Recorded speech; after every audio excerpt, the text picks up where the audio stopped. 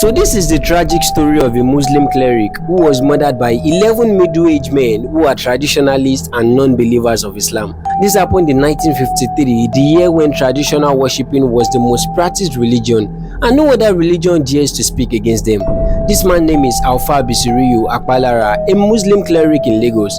But before he became a Muslim cleric, he used to be a street person in Mushin who was into theft and several negative things. He used to live a wild life, and at one point in 1945, he was in prison for 3 years on the charges of theft and robbery. So when he got out of prison, his life took a change and he turned a new leaf. He started praying and fasting regularly and also divorced his wife as at the time just to start a new life. So he became a Muslim cleric and a public preacher of Islam, gathering a lot of followers who were interested in his preaching, and even though most of them were women. In 1950, he launched an Islamic crusade often held on the street of Ebute Metta and Mushin. On every junction and intersection of two streets, Bisiriyu was always there and always preaching against condemning idolatry worships and people with less interest in Islam. He was also preaching against traditional cults, most especially Agemo, Egungun, Igonu, and Oro cults.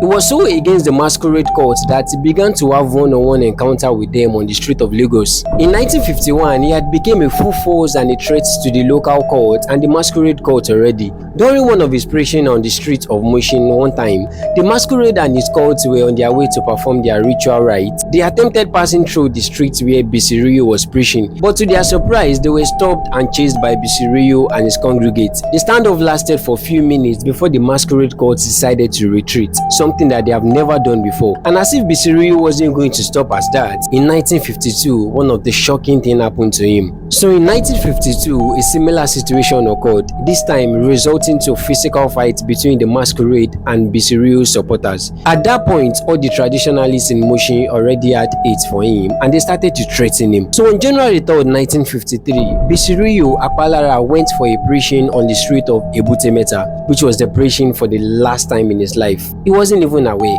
So he was invited to preach in Okobaba, a neighborhood in Ebute Metta and a stronghold of cultists. And since he knew that there has been a lot of threat to his life, he paid for the service of policemen for his crusade in Okobaba just to protect him. So during his preaching, Bisiriyu was attacked unaware and abducted by the group of cultists. The policemen and most of his congregates ran away. Few hours later, he was declared missing, and upon the investigation, it was revealed that he was hacked to death, but his body was not found. Further investigation by a prominent officer, Detective Sergeant John Aboderi, revealed that the perpetrators were members of the Oro cult and that after hacking him to death on the night of January 3rd, 1953, they carried his body to dump in a lagoon. But the canoe men refused to carry the dead body, saying that it will leave blood stain on their canoe. So instead, the culprits dismembered the body, cut him into pieces, then they traveled across the lagoon and began to throw the dismembered body into the water as far as their hand could go. But unfortunately for them, the 11 men were arrested in connection to the crime some weeks after. They were finally brought to book and they were found guilty and sentenced to death by hanging. Their execution took place on May 27, 1954 at the prison yard on the Broad Street.